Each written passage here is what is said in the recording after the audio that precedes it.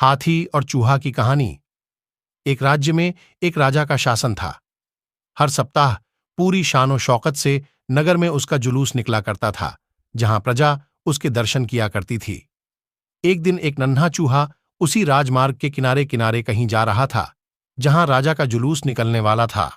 वह चूहा था तो छोटा सा, मगर उसका घमंड बहुत बड़ा था और वह खुद को सर्वश्रेष्ठ और महान समझता था। कुछ देर बाद राजमार्ग से राजा का भव्य जुलूस निकला, जिसे देखने लोगों की भीड़ लगने लगी। राजा अपने पूरे दलबल के साथ था। उसके सैनिक उसे घेरे हुए थे। कई मंत्री और अनुचर उसके पीछे थे। वह एक विशाल शाही हाथी पर सवार था। हाथी शाही था, इसलिए उसे भव्यता से सजाया गया था और उसकी शान भी देखते बनते थी। जुलूस में हाथी के साथ एक शाही बिल्ली और एक कुत्ता भी थे। राजा का जुलूस देखने को उमड़ी भीड़ राजा के साथ साथ उसके शाही हाथी की भी प्रशंसा कर रहे थी। यह सुनकर घमंडी चूहे को बहुत बुरा लगा। वह हाथी को गौर से देखने लगा, फिर सोचने लगा, इसमें ऐसी क्या खास बात है जो मुझ में नहीं?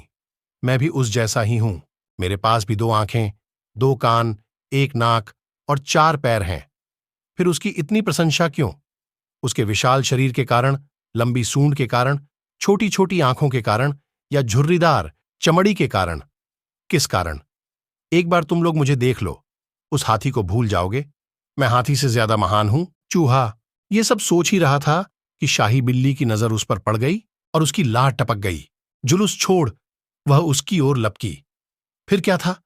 चूहा अपनी सारी महानता भूलकर दुम दबाकर भागा। भागते भागते वह हाथी के सामने आ गया। आगे बढ़ते हाथी ने उस पिद्दी से चूहे को देखा तक नहीं और अपना विशाल पैर उठा लिया। चूहा उसके पैर के नीचे कुचलने ही वाला था, मगर किसी तरह उसने खुद को बचाया। वहां से बचा तो खतरनाक कुत्ता सामने था, जो उसे देखकर गुर्राया। चूहा पूरी जान लगाकर वहां से भागा और राजमार्ग के किनारे स्थित एक छेद में घुस गया। उसका सारा घमंड उतर चुका था। उसे समझ आ चुका था कि वह इतना भी श्रेष्ठ और महान नहीं। सीख किसी से मात्र रूप रंग की समानता हमें महान नहीं बनाती। महान हमारे गुण और कार्य बनाते हैं।